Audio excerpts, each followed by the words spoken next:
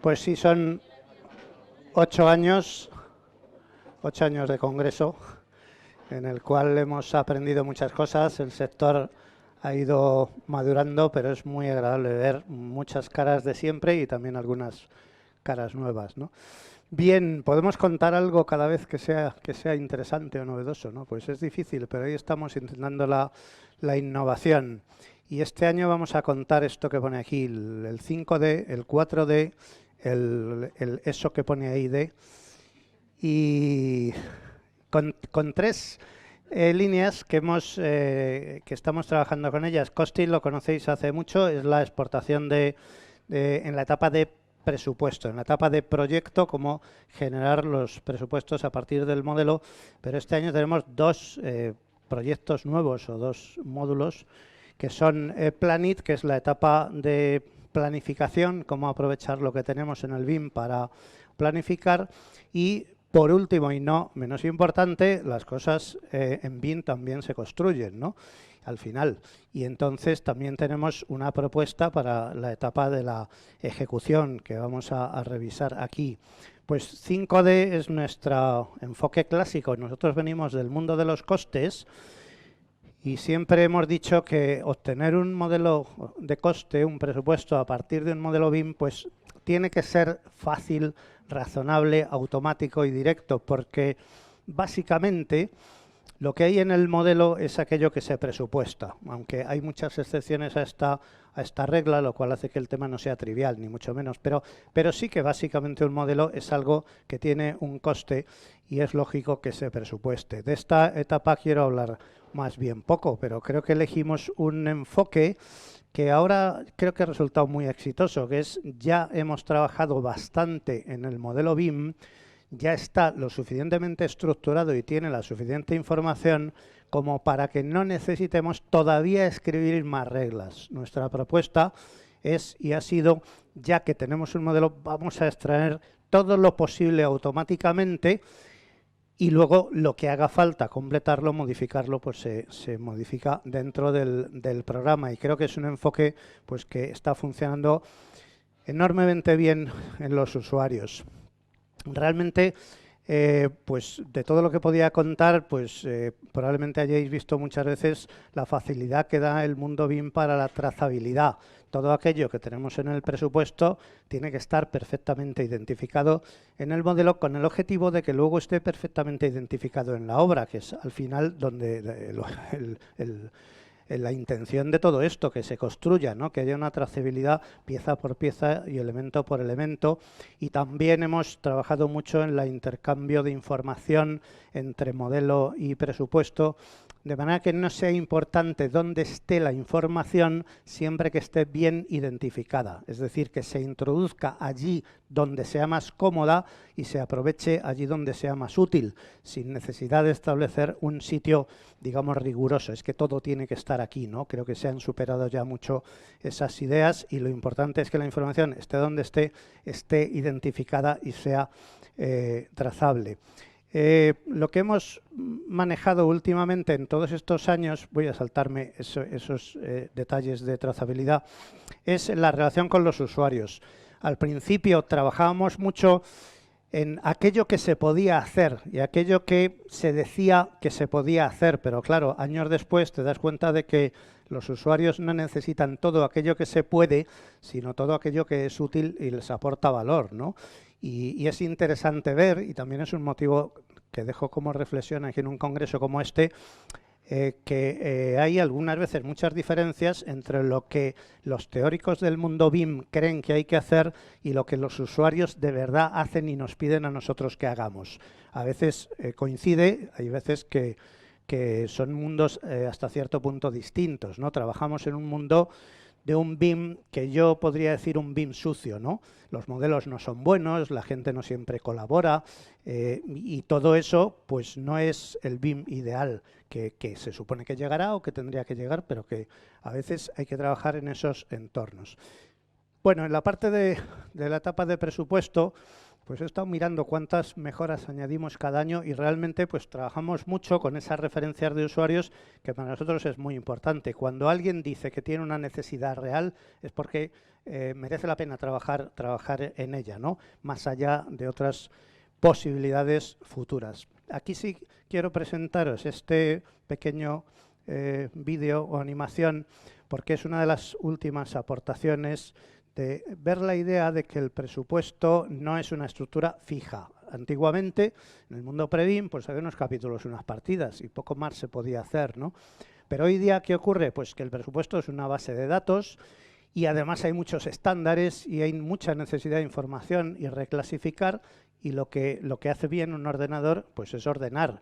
O sea que si yo quiero tener un presupuesto ordenado por categorías de Revit porque es cómodo, pues me aparece así, pero luego lo reclasifico por categorías del cuadro de precios que yo utilice, pues el de centro, el ITEC o el que fuera, pero luego lo reclasifico por plantas. Y entonces las plantas son capítulos, o luego por orientaciones, o luego por cualquier otra propiedad, vivienda, departamento, ¿no? Y el presupuesto, pues la única condición es que tiene que sumar lo mismo, ¿no? Pero por debajo se deshace, se rehace y se recoloca. Y así podemos dar satisfacción a los usuarios que tienen que trabajar con más de un estándar, cosa que cada vez va a ocurrir más. Es curioso porque yo creo que igual que las instalaciones ya no se llaman instalaciones, ¿no? O sea, ahora voy a clase de MEP 2.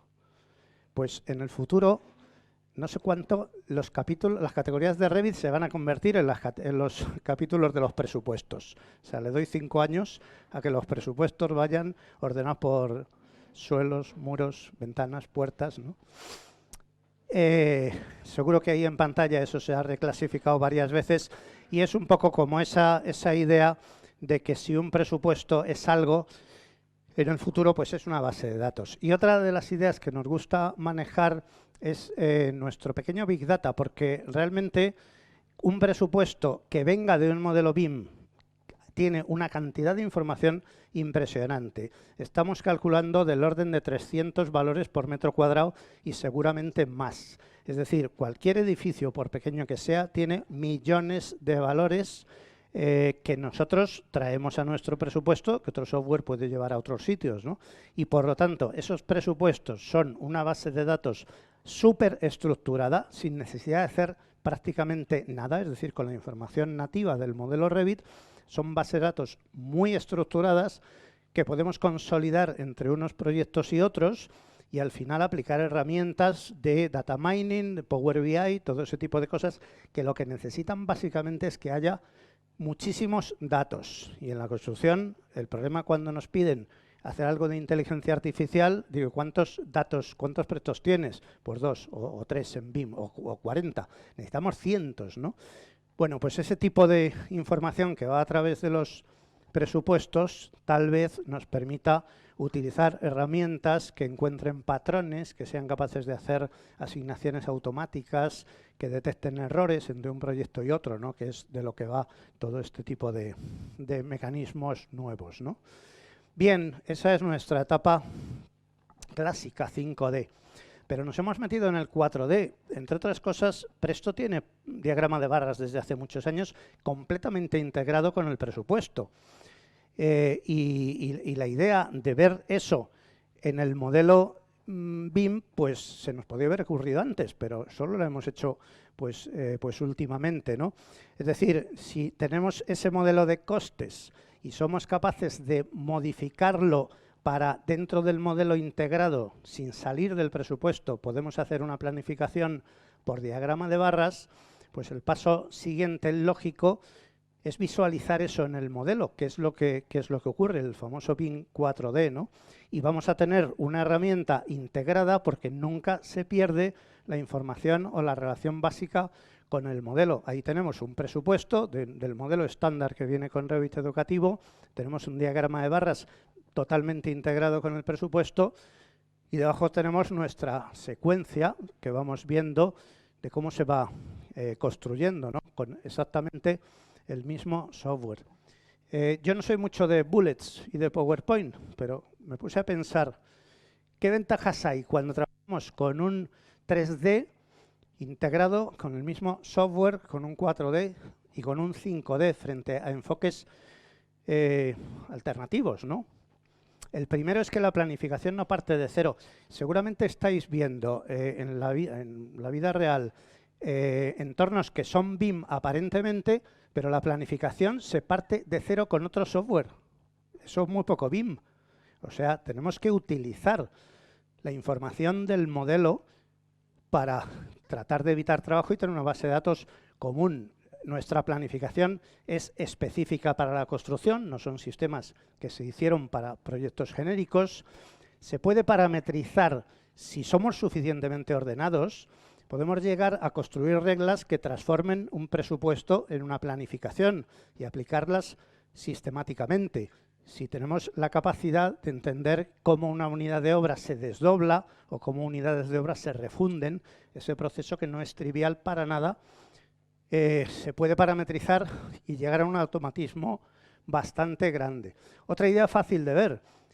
Desde el primer momento tenemos duraciones y recursos porque hemos tomado las unidades de obra de cuadros de precios. Si el cuadro de precios los tiene, como es habitual, pues todas esas actividades del diagrama de barras ya tienen esa información, que cuando trabajas con programas clásicos de planificación, eso te lo tienes que montar por separado, ¿no?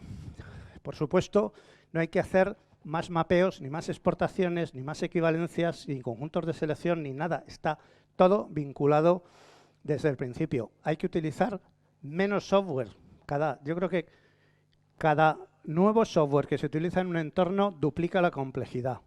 O sea, ya Revit con Presto ya es el doble de complejidad que Revit solo, pero si empiezas a meter otras herramientas, cada vez se complica más no solo el intercambio, sino la gestión del cambio, la actualización, la marcha atrás de los datos. Si yo meto los datos aquí, ¿cómo los voy retrocediendo hasta el modelo? Por lo tanto, las actualizaciones respectivas del modelo de planificación son mucho más inmediatas porque están vinculados sin intermedios, ¿no? El modelo de coste y el modelo de planificación están totalmente integrados. Hacer un modelo de coste y un modelo de tiempos integrados es un ejercicio difícil, un ejercicio conceptual difícil, no es trivial, pero es a lo que tenemos que ir. Yo llevo años y años viendo, dando clase y escuchando mucho en máster de gestión de proyectos, y la gente que habla de coste habla del modelo EDT de costes. La gente que habla de tiempos habla del modelo EDT de tiempos, dos modelos distintos. Todos ellos hablan del alcance, el alcance es único. Pero cuando lo ven por costes, lo ven de una forma, y cuando lo ven por tiempos, lo ven de otra. Son dos mundos distintos y los hacen profesionales distintos que hasta ahora generalmente no se hablan. O sea, hacer esta integración, somos muy conscientes de que no es un tema de que haya una tecnología que lo permite, sino que tiene que haber un cambio de la cultura del sector. Los que planifican tienen que aceptar el mundo BIM, utilizar la información del mundo BIM y aceptar que los costes también existen y que tienen que estar vinculados entre los dos. Esto es enormemente difícil de ver en empresas normales. De hecho, creo que nuestra herramienta de integración de planificación solo lo va a usar gente que antes no planificaba. El que antes planificaba seguirá en su mundo de estaciones del año y el que no planificaba antes pues encontrará la manera de hacerlo y tener feedback rápido, y aunque no sepa mucho, pues cuando ves lo que estás haciendo fácilmente compruebas si tiene una lógica constructiva. Bien, una vez hecho eso, pues casi solo queda verlo. Ayer estuvimos haciendo un taller donde empezamos a hacer la planificación de este modelo educativo, y yo creo que los que asistieron pues vieron que no sé, tal vez en media hora ya nos habíamos planificado con toda facilidad la estructura, y esto es tan fácil que creo que cualquiera que haya visto un BIM 4D pues no hay que contar mucho. A la izquierda está Presto con su planificación, que está leída de esa exportación inicial de Costed, y a la derecha está el modelo. Eso es tiempo real, se podría hacer aquí, está grabado simplemente. Se puede mover el modelo, se puede cambiar el tipo de visualización, se puede ir para atrás, para adelante, cambiar las relaciones, las duraciones, absolutamente todo. Y esta parte que es puramente visual, que es un poco hollywoodiana, ¿no? Pero realmente el que no sea Hollywood solo depende del usuario. Si el usuario, en vez de ser yo, es alguien que sabe de planificar, pues seguro que será una planificación constructivamente correcta, con duraciones y relaciones adecuadas. Y también, como esta mañana comentaban, no tiene por qué ser una planificación donde no hay medios auxiliares, ¿no? Parece que todo se construye solo. No, para que esto se construya hace falta una serie de equipamientos y de elementos que aquí no están porque no se suelen modelar, pero que el que planifica no se le pueden olvidar, ¿no? Otra cosa es que para planificar una grúa no es necesario modelarla, pero en el mundo BIM no tenemos primero que modelarla para luego ponerle unas duraciones, ¿no? Bien, pues ese tipo de planificación. Otro ejemplo que es exactamente lo mismo, de un modelo que ha partido del modelo BIM, y lo que hemos hecho ha sido pasar por la etapa del coste y luego por la etapa de la planificación, pues es este otro que he estado enseñando esta mañana en el showroom y que me parece enormemente didáctico. Creo que aquí en UBIM también hemos hablado de él. Es un ejemplo de naves de José Antonio Coder, que está en Barcelona, que todavía se puede ver, aunque muy mal, y de los años 50. Y entonces es un ejemplo en el que se ve muy bien cómo el BIM 3D tiene que ser la base de un BIM de costes y un BIM de planificación, y si nos quedamos solo en lo gráfico, pues no hemos hecho todo el proceso completo, nos hemos quedado con la parte atractiva. En ese caso, esa planificación lo que trata es de ver cuál es el óptimo del número de encofrados, es decir, si como son 8 naves conviene tener 8 cimbras y se hacen todas al tiempo, o 4 cimbras de 2 en 2, o 3, o 2, o una que se va moviendo, ¿no? Ese es el objetivo final de un ejercicio como este, y entonces se plantea a los alumnos para que sean capaces de demostrar cuál es la planificación correcta. La planificación óptima, ¿no? Ahí veis que hay, cada 3 naves son de distinto color, rojo, amarillo, verde, ¿no? Pues bueno, si hacéis el diagrama de barras de todas las combinaciones, se puede ver que esa es la óptima, por rara que parezca, porque son 3 y 3 y luego sobran 2, ¿no? Porque son en total 8.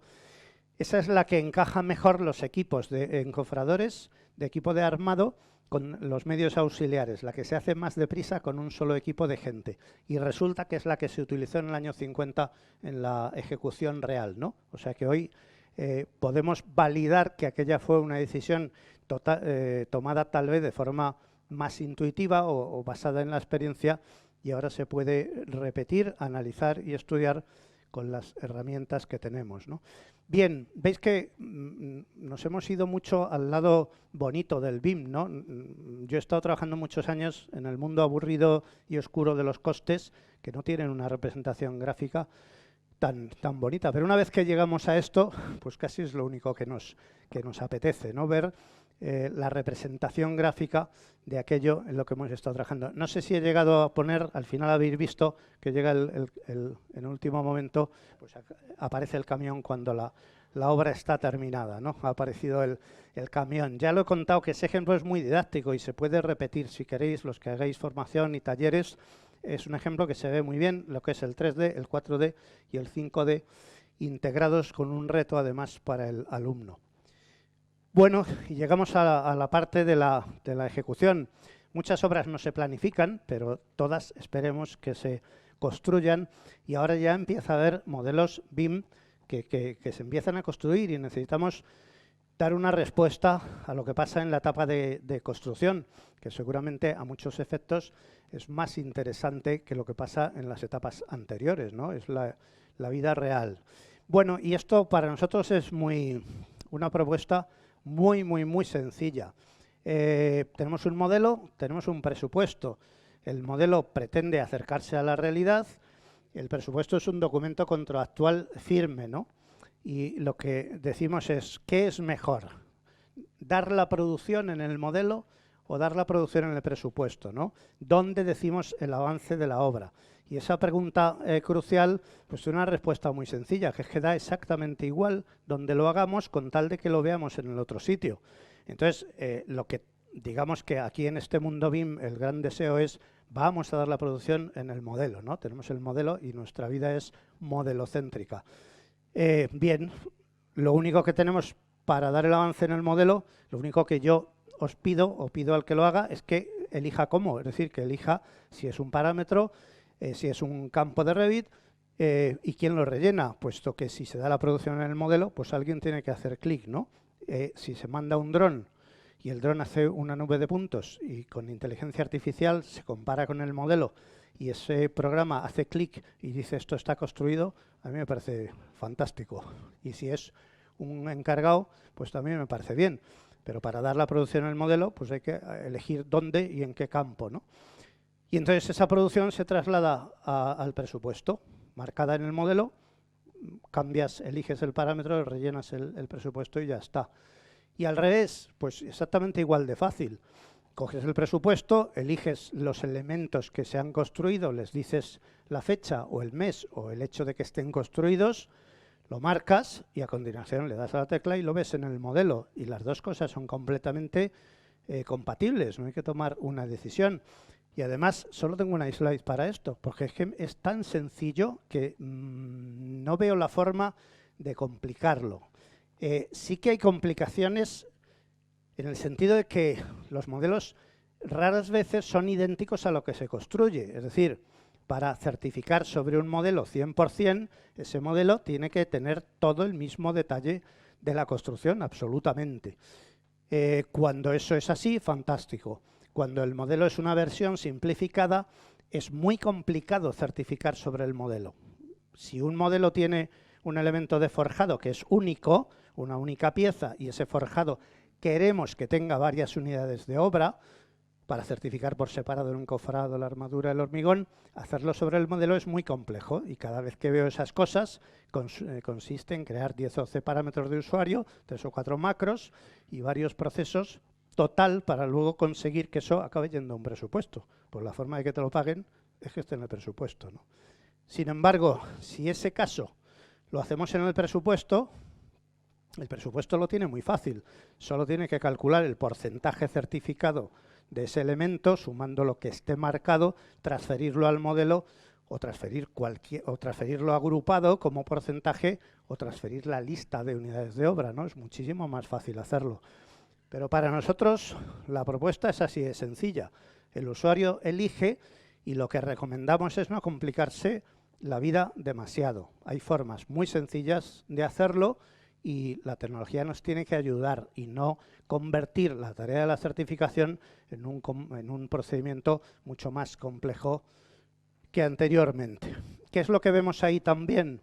Si tenemos una planificación, entonces podemos pedirle al sistema que nos compare el estado de la obra con lo que estaba planificado. De manera que cuando llego a cada una de las fases de certificación o de los días, me puede aparecer, como aparece ahí en el modelo de la derecha, en rojo, aquello que tenía que estar certificado, pero no lo está, y en verde, aquello que va por delante de su fecha.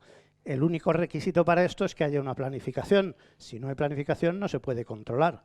Pero si la tenemos, pues es casi trivial ver si la fecha de ejecución de un elemento va adelantada o va retrasada o qué es lo que nos queda por hacer.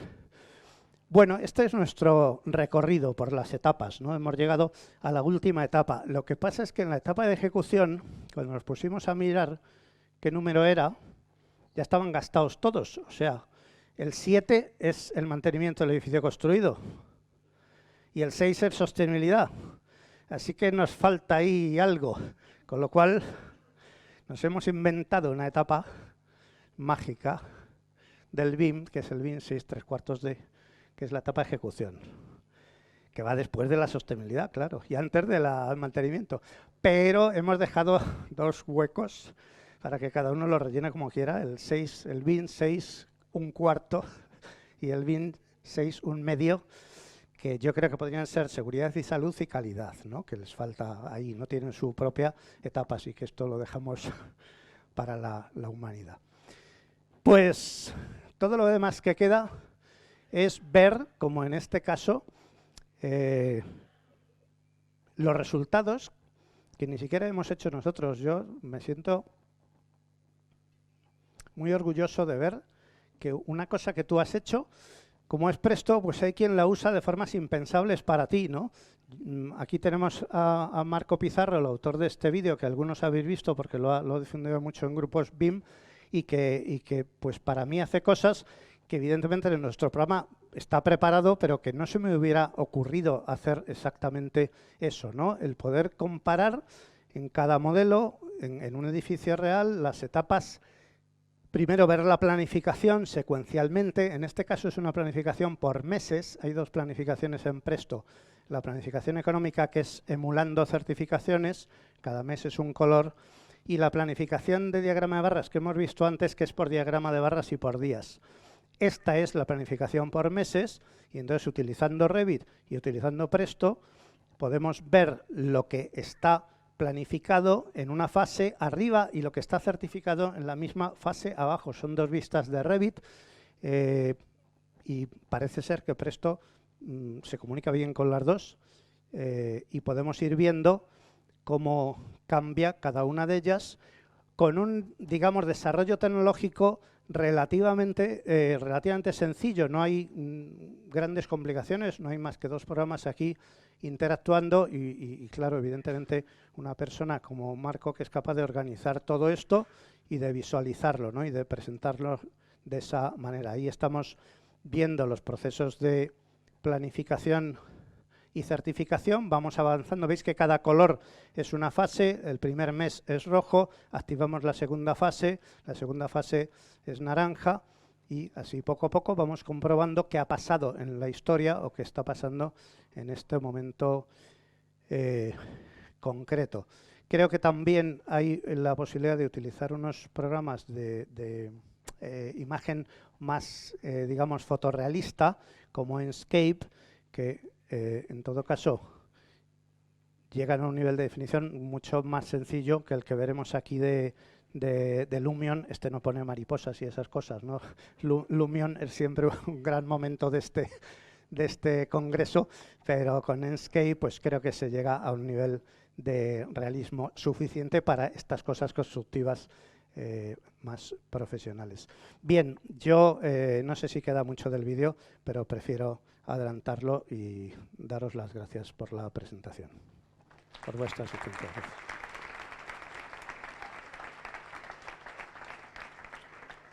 Perdón, si no sois de los que os levantáis del cine antes de los títulos, ahí hay unas tomas falsas.